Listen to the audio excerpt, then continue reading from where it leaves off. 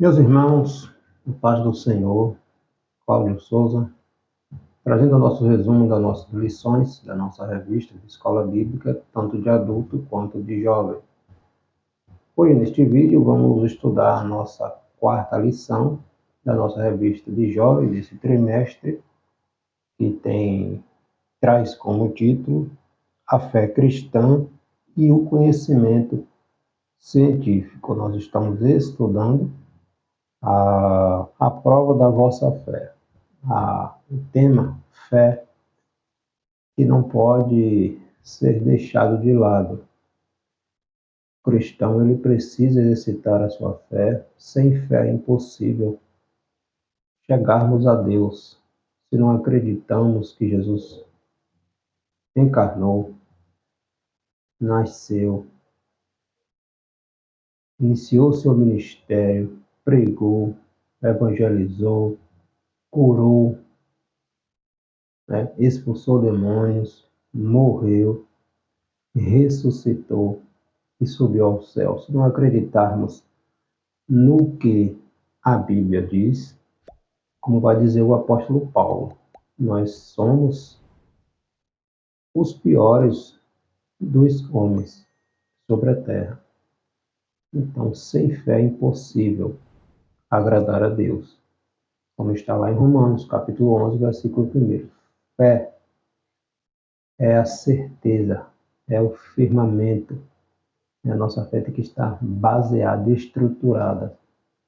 Então, sem fé é impossível nós crermos que Deus existe. A fé cristã e o conhecimento científico. O principal textual desta nossa quarta lição está na carta aos Hebreus, capítulo 11, versículo 3. Pela fé, entendemos que os mundos, pela palavra de Deus, foram criados, de maneira que aquilo que se vê não foi feito do que é aparente. Resumo da nossa lição: a fé cristã não é contrária ao saber e ao avanço científico. Entretanto, não podemos aceitar nenhuma teoria ou conceito que tenha a finalidade de desacreditar a existência de Deus. Qualquer teoria ou linha de pensamento filosófica que nega a existência de Deus, ela precisa ser refutada, ser rejeitada. Os objetivos desta nossa quarta lição: explicar o conceito, o que é o racionalismo, mostrar a importância da ciência e destacar a ciência e a fé cristã. Vamos estudar a respeito da ciência e da fé cristã. O nosso texto bíblico de referência desta nossa quarta lição está no livro do profeta Isaías e na carta escrita pelo apóstolo Paulo aos Romanos. Isaías, capítulo 44, versículos 24 e 25. Romanos, capítulo 11, versículo 33 ao 35.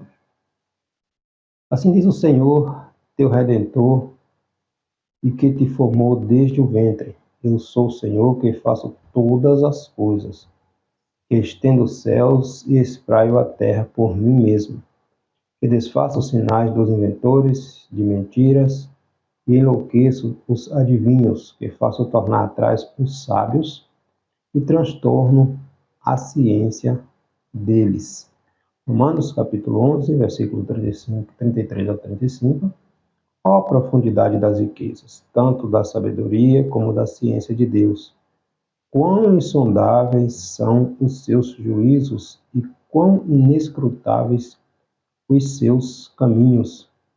Porque quem compreendeu o intento do Senhor? Ou quem foi seu conselheiro? Ou quem lhe deu primeiro a ele para que lhe seja recompensado? Mostrando aqui a soberania de Deus, a onisciência de Deus. Todo conhecimento provém de Deus. Deus, em Deus, habita, flui toda sabedoria. Então, é comum ouvir entre os crentes, entre os cristãos, que o avanço da ciência pode causar danos à fé cristã e que não há espaço para a ciência dentro das Sagradas Escrituras. Será mesmo? Será mesmo que não há espaço para a ciência nas Sagradas Escrituras? Será que ciência e fé são inimigas? Vamos discorrer sobre esse assunto nessa nossa quarta lição, novamente falando sobre fé e o conhecimento científico, a fé cristã e o conhecimento científico. Será que elas não se coadunam? Será que são antagônicas? Vamos estudar um pouquinho sobre este assunto. Lembrando, se você ainda não se inscreveu no canal Discipulando com a Bíblia, eis a oportunidade. Se inscreva e acompanhe os nossos vídeos. O nosso primeiro tópico desta nossa quarta lição, o racionalismo e a fé cristã. Mas o que é racionalismo, né? O que isto significa? O dicionário teológico, ele vai conceituar, descrever racionalismo como um sistema, e é um sistema filosófico que tem como critério único da verdade a demonstração racional das coisas. Para o racionalista, tudo o que escapa à luz natural, tudo aquilo que não é visto, não está ao alcance, ao alcance da razão, na verdade, não merece ser considerado. Ou seja, tudo aquilo que não está ao alcance, à luz da razão humana, ela não pode ser considerado, tem que ser descartado. E um grande pensador, grande arquiteto ou líder desse pensamento racionalista é o francês, o filósofo, o matemático René Descartes. René Descartes foi um dos grandes filósofos racionalistas, juntamente com Spinoza e outros. Com eles, o racionalismo se tornou uma das correntes filosóficas mais conhecidas da modernidade, né? Dos tempos modernos, da era moderna. Então, qual é o objetivo dos racionalistas? O propósito é teorizar o modo de conhecer o homem, racionalizar o modo de conhecer o homem e seus processos, né? Essas suas teorias só produziram, de certa forma, um tipo de confusão. Eles influenciados pelos filósofos, os filósofos René Descartes, Platão, os sofistas, né, os filósofos do conhecimento, Sócrates, influenciados por esses filósofos, eles também acreditavam que tudo na mente humana não passava de sonho e ilusões.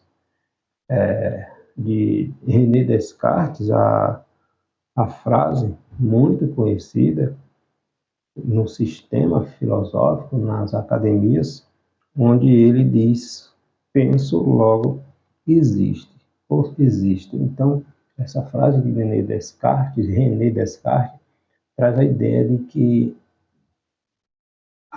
tudo que eu penso passa a existir. Então, ele vai trazer a ideia de uma ilusão, né? De uma ilusão. Para o racionalista, tudo que escapa à explicação à luz da razão tem que ser desconsiderado, tem que ser descartado, né? René Descartes, é dele, novamente, essa frase, muito conhecida. Às vezes a gente escuta essa frase, mas não entende exatamente o que o filósofo, o autor, quer dizer com essa frase: penso, logo existo. De acordo com os filósofos naturalistas, é aquilo que precisa ser palpável, precisa ser visto à luz da razão humana, isso sim pode ser considerado. De acordo com esse racionalista, tudo que é questionável e toda investigação científica se inicia com uma dúvida. Aí já vem, de certa forma, essa linha de pensamento confrontar com com aquilo que está em Gênesis. No princípio criou Deus os céus e a terra. Então, esse racionalismo, ele já parte do princípio da investigação de que tudo se inicia com a dúvida. Será mesmo que foi assim? Será mesmo? Então, vem trazer essa dúvida sobre o que a Bíblia ensina. A imprecisão na pesquisa científica, obviamente que não é algo ruim, mas vale pontuar que vale salutar, pois impulsiona os cientistas a estudarem para obterem mais respostas. Então, vale a pena estudar. Porém, o problema é tirar Deus do centro, desacreditar de Deus, né? A imprecisão na pesquisa científica não é algo ruim, é algo que nos mostra que o homem precisa estudar, precisa aprender, pois impulsiona os cientistas a estudarem para obterem uma resposta. Contudo, se tratando das Sagradas Escrituras e das questões relacionadas ao cristianismo, não podemos ter dúvida. O cristão não pode ter dúvida do que Deus é, do que está na Bíblia. A Bíblia é a única regra de fé, de conduta do cristão. Se ele tem dúvida sobre isto, ele precisa nascer de novo. Quando entramos na academia, na universidade, essa realidade bíblica cristã ela é confrontada, ela é combatida terrivelmente. Então, se não há uma estrutura, uma base cristã, o jovem ele fica balançado. A fé dele é confrontada na academia, na universidade. Então, ele precisa ter convicção, certeza, precisa ter essa cosmovisão bíblica, esse entendimento do que Deus é, de quem Ele é em Deus, né? Então a Bíblia Sagrada ela não se relativiza. Olha o que diz, vou puxar aqui um conceito, uma informação bem interessante do livro A Origem das Espécies do Charles Darwin, né? Charles Darwin era naturalista, geólogo, biólogo inglês, né? A teoria da evolução parte daí, né? E ele observa no seu livro, olha que interessante, a origem das espécies, na página 484. Observa o que ele escreve sobre a origem da vida. Portanto, livro A Origem das Espécies, página 484, ele diz: portanto, eu deveria inferir na analogia que provavelmente todos os seres orgânicos que tenham vivido sobre esta terra são descendentes de uma forma primordial na qual a vida foi primeiramente soprada. A vida foi primeiramente soprada. O próprio Charles Darwin diz isto, né? Então, o próprio Charles Darwin não acreditava que a vida teria surgido espontaneamente. Aí surge a pergunta: por que as pessoas desta área não falam do que o próprio Charles Darwin escreveu a respeito disso? Quando ele vai dizer que todos os seres orgânicos que tenham vivido sobre a Terra são descendentes de uma forma primordial na qual a vida foi primeiramente soprada. Entende? Então, o homem corre, corre, corre, foge, foge, foge, tentando se auto-explicar. A ideia central sempre é uma só: tirar Deus do centro e deusificar o homem, colocar o homem no centro, é o antropocentrismo, o homem no centro de todas as coisas e tirar Deus. O homem não quer admitir, o homem não quer admitir, porque desde o princípio a ideia de Satanás foi essa: serás como Deus, conhecedor de todas as coisas. Então, ele armou o laço e o primeiro casal caiu. Então, o homem, desde o princípio, a ideia central é que o homem, desde a queda, que o homem assuma o lugar de Deus, o centro. Então, de todas as maneiras, a ideia central é descartar a conceito, a ideia de um Deus criador de todas as coisas, né? Então, a Bíblia diz a respeito do que duvida, daqueles que duvidam, porque o que duvida é semelhante à onda do mar, que é levada pelo vento e lançada de uma para outra parte. Tiago, capítulo 1, versículo 6. Deus criou o ser humano e fez dele um ser pensante, criativo e racional. Foi o Senhor quem concedeu o primeiro homem, a Adão, a capacidade cognitiva de pensar, de aprender, de produzir conhecimento. Né? Essa verdade a gente encontra lá no Gênesis. Né? Pode ser observada no segundo capítulo de Gênesis, a partir de Gênesis ali, capítulo 3 a seguir. Né? Adão recebeu do Criador uma ordem direta para lavrar, guardar, administrar a terra, iniciando pela nominação de todos os animais. Gênesis capítulo 1, versículo 19 a seguir.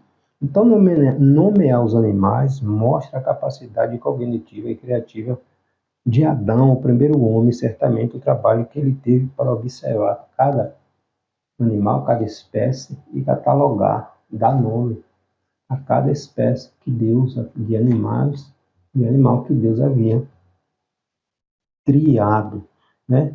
Outro exemplo claro, clássico na Bíblia é o rei Salomão, que quem fez dele o homem mais inteligente de todos os tempos, mais sábio?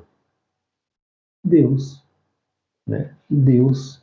Então, tudo provém do Senhor. A sabedoria de Salomão foi um presente de Deus, um presente divino. Mas isso não significa que Salomão não teve que fazer a sua parte, se dedicar a pensar e a conhecer. Veja lá 1 Reis, capítulo 4, a partir do versículo 29, né? Infelizmente, todo o conhecimento de Salomão não o impediu de se afastar de Deus. Não o impediu de afastar de Deus. É isso que acontece com o homem. Quando o homem se acha dono de si, ele tende a rejeitar a soberania de Deus. Ele quer ser dependente, independente, na verdade. Ele quer ser independente. Ele quer tirar Deus e se colocar no lugar. E isto é um perigo. Infelizmente, todo o conhecimento de Salomão não o impediu de afastar-se do Senhor. E longe de Deus ele declara, está lá em Eclesiastes, capítulo 1, versículo 18.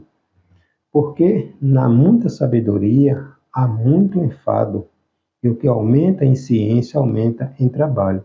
Então, esta é uma declaração de um homem triste que viveu longe de Deus. Nós vamos ver lá no livro de Eclesiastes, quando ele vai declarar que uma vida distante de Deus, vivida distante de Deus, no final de tudo, sabe o que é, sabe o que se torna? Vaidade de vaidade. Ele vai dizer, viveu tudo, experimentou tudo, mas no final sabe qual é a sensação? De vazio, de vaidade. Então, quando o homem vive uma vida inteira distante de Deus, a sensação final é uma vida de vazio. Porque o homem depende do seu Criador. O homem depende do seu Criador.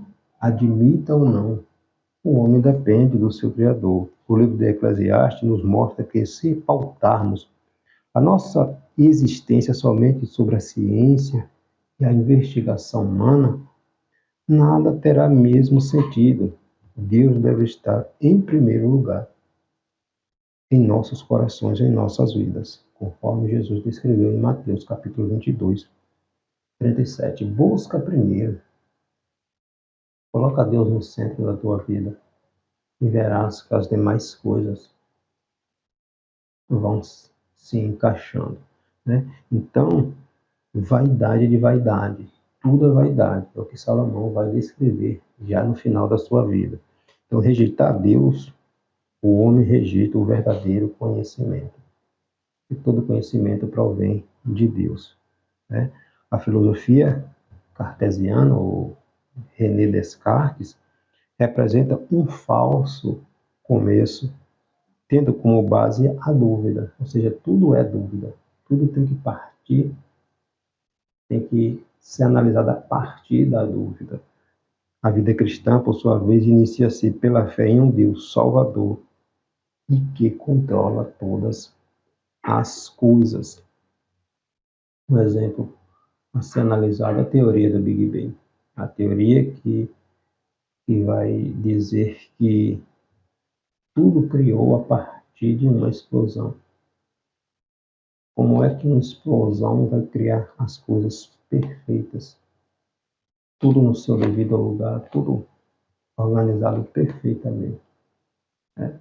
A partir de um caos, de uma explosão, as coisas vieram a ficar tudo como está no seu perfeito lugar. Impossível isso acontecer, não, se não tiver uma mente pensante, sustentadora, que pelo poder da sua palavra controla todas as coisas, né? Então a Bíblia nos ensina todas essas coisas. A ciência tem a sua importância, tem. A ciência não tem respostas para tudo. O método científico não consegue responder algumas questões importantes da vida, como, por exemplo, de onde viemos, né? Para onde vamos? A ciência consegue explicar? Em hipótese nenhuma. A Bíblia Sagrada, sim, né? Para onde vamos? Também a ciência não consegue explicar de forma convincente o surgimento do mal. Estas respostas somente obtemos mediante a fé nas sagradas Escritura, a inerrante palavra de Deus. No capítulo 3 de Gênesis encontramos a resposta para muitas das dúvidas da humanidade em relação ao sofrimento, à dor, enfim, à morte. A resposta está lá, em Gênesis capítulo 3, a partir de uma desobediência. A partir de uma desobediência, gerou a queda e gerou o caos. Então, na Bíblia Sagrada, esta Bíblia, que é esta sociedade relativista, quer descartar. Então, a resposta para isto, para aquilo que procuramos, está na palavra de Deus. Mas o problema central é: o homem quer ser um Deus. Logo, querendo ser um Deus, ele descarta a ideia de qualquer um outro Deus soberano que controla todas as coisas, né? Este foi o ápice do inimigo contra Deus. Querer ser igual a Deus.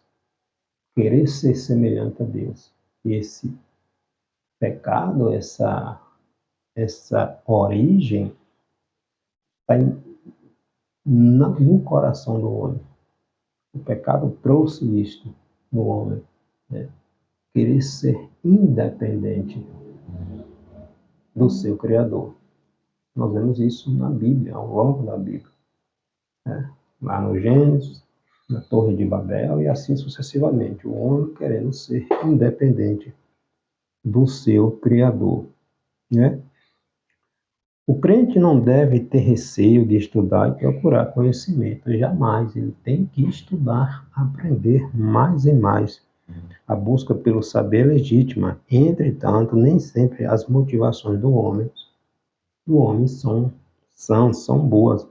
Muitos só buscam conhecimento para inflamar seus egos e desencorajar outros cristãos, né? Na atualidade, muitas produções científicas só têm o propósito de difundir o chamado ateísmo, negar a existência de um Deus criador. Muitos querem produzir ciência visando somente levar as pessoas a desacreditarem de um Deus criador de todas as coisas. O crente, ele reconhece que a ciência tem a sua importância. Sim, com certeza. Reconhecemos o valor do conhecimento científico e de se permanecer fiel ao Senhor. Admitir o valor da ciência não torna nós, cristãos, ignorantes, um herege, né? Nós acreditamos, sim, que tudo está aí, tudo foi projetado, né? Deus deu sabedoria ao homem para que a partir daquilo que o homem viesse a criar, Deus viesse a ser glorificado, né? A ciência tem o seu valor, entretanto, devemos considerar sempre à luz das sagradas escrituras. A palavra de Deus é a nossa única regra de fé e de conduta, né?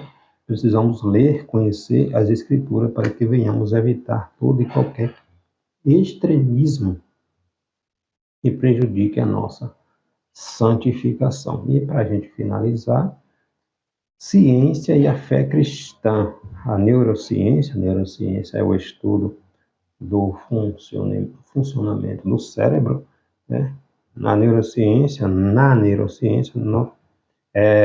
pode nos mostrar como funciona o cérebro e o que ocorre em nossas células cerebrais durante o nosso aprendizado. No entanto, não pode impedir que o ser humano tenha pensamentos negativos, pensamentos perversos, e nem que esteja imune às doenças mentais. Também não é capaz de transformar o indivíduo, sua alma e o seu espírito, sua mente e seu caráter. Somente o Espírito Santo pode nos conceder a experiência de um novo nascimento, fazendo de nós nova criatura, conforme Jesus explicou ao mestre da lei, Nicodemos, registrado no Evangelho escrito pelo apóstolo João, capítulo 3. Aquele que nos deu inteligência deseja que venhamos usar o nosso potencial criativo, ou seja, o cérebro, o coração, para que o nome de Deus, do Senhor, seja glorificado em todas as esferas, em todas as áreas da nossa vida, né? Cristianismo e ciência não são rivais. Não são rivais. Muitos crentes advogam a ideia de que o cristianismo e a ciência são rivais. Não são rivais, irmãos. No entanto, ao longo dos últimos anos, pesquisadores têm mostrado que a ciência moderna deve muito, mas muito mesmo, ao cristianismo. A investigação científica só encontrou solo fértil depois que a fé num Deus criador e pessoal, racional, impregnou a cultura. E isso se deu a partir da metade ali do século 15, 16, ali, a partir da Idade Média. E, para a gente concluir aqui, a universidade e o abandono da fé. A universidade e o abandono da fé. Por que jovens crentes, fiéis ao Senhor, criados em lares evangélicos, abandonam a fé, ao ingressar em uma universidade, em uma faculdade, na academia? Por que isso acontece? Essa pergunta tem sido feita ao longo dos anos por pais, pastores, líderes de jovens. A resposta não é tão simples como pode parecer, mas, segundo a escritora Nancy Pearce, na sua obra, no seu livro A Verdade Absoluta, essa obra nos diz algumas coisas a esse respeito. Por que essa evasão da fé dos jovens quando entra na universidade, né? Segundo essa autora, Nancy Pearce, em grande parte, os jovens abandonam a fé porque eles não foram ensinados a desenvolver uma cosmovisão bíblica. Uma cosmovisão é a forma na qual uma pessoa vê a Deus, a origem do mundo, a existência do mal, a realidade da natureza humana, os valores e o destino final da humanidade. Então, uma visão bíblica, cristocêntrica, teológica, baseada na palavra de Deus, né? Então, o que é teologia? Essa visão teológica. Teologia traz a ideia de uma investigação reflexiva a partir de Cristo, né? Uma investigação reflexiva, procurando compreender, a partir das Sagradas Escrituras, o plano de Deus para restaurar a humanidade através do sacrifício vicário do seu Filho, Jesus Cristo. Então, o cristão, o jovem, ele precisa ter esta visão bíblica, cristocêntrica, né? Então, essa autora americana, na sua obra Verdade Absoluta, ela vai dizer que, em grande parte, os jovens abandonaram a fé porque eles não foram ensinados a desenvolver uma cosmovisão bíblica. Será mesmo, né? Então, por isso é importante frequentar uma escola bíblica, um seminário teológico. O cristão ele precisa estar sempre aprendendo, estudando a palavra de Deus. Não se diz também, relatando que em uma escola cristã americana, um professor de teologia desenhou de um lado de um quadro um coração e do outro um cérebro.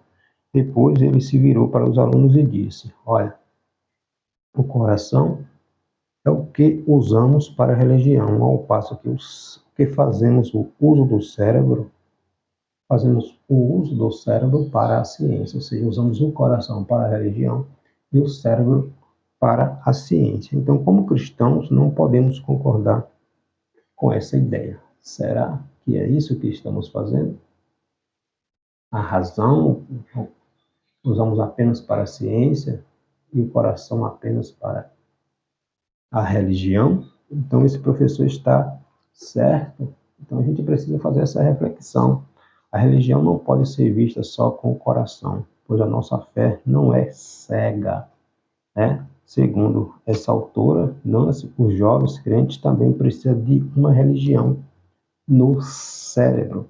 A verdade nos mostra que nós precisamos conhecer as Escrituras para desenvolver esta cosmovisão cristã que vai nos ajudar a fazer a crítica correta das muitas teologias, filosofias e ideias contrárias à nossa fé. A gente precisa ser um cristão completo, ter conhecimento da palavra de Deus, né? A gente precisa ter conhecimento do trabalho da palavra de Deus. A autora Nancy também, no seu livro Uma Mente Brilhante do Nosso Tempo, essa autora, ela também afirma que educar os jovens a desenvolver uma mente cristã já não é mais uma opção, né? É indispensável, é uma obrigação para que a fé, a chama da fé em um Deus vivo e único, não venha se apagar diante deste mundo caótico em que vivemos. Nós sabemos que na academia, na universidade, as correntes filosóficas, essas teorias filosóficas, o centro é mostrar que o homem é a razão de todas as coisas. Então, tirar Deus, descartar Deus e centralizar o homem no centro das coisas. As Escrituras Sagradas não são um compêndio científico, entretanto, por meio dela podemos desenvolver uma cosmovisão sã, sadia, né, cristã. Tenha certeza de que a fé não impede o nosso raciocínio lógico, mas nos coloca diante do Deus onipotente, Criador. de todas as coisas. Então, quando desenvolvemos essa cosmovisão cristã, nosso compromisso com Deus se torna mais forte e nos livra de sermos corrompidos por uma educação não cristã, numa sociedade secularizada e distante de Deus, né? Quando observamos ali o livro de Daniel, Daniel e seus 3 amigos, quando chegaram ali na Babilônia, eles estudaram a língua dos caldeus, né? Uma vasta gama de conhecimento. Eles tiveram que aprender, no entanto, não se relativizaram, não se misturaram, não se contaminaram com as iguarias que lhe eram oferecidas, né? Então, mesmo cativos, sendo levados cativos, eles se posicionaram e não deixaram a sua fé diante de toda aquela grandeza de conhecimento que o Império Babilônico oferecia, de prazeres, de oportunidades, mas eles tinham convicção de quem eles eram e foram honrados por Deus diante da sua fé, que não relativizaram, não abandonaram, não descartaram. Da mesma forma, nós vemos lá em Gênesis 37 com José, diante de uma situação terrível que aquele jovem passou. Ele tinha convicção de quem Deus era para ele, de quem ele era em Deus. E Deus o honrou. Que sejamos assim. Que nossa fé não se desfaleça. Que a cada dia venhamos colocar Deus no centro da nossa vida. Que Deus tenha liberdade de trabalhar em todas as áreas da nossa vida para a glória do seu nome. Amém? Que Deus em Cristo te abençoe.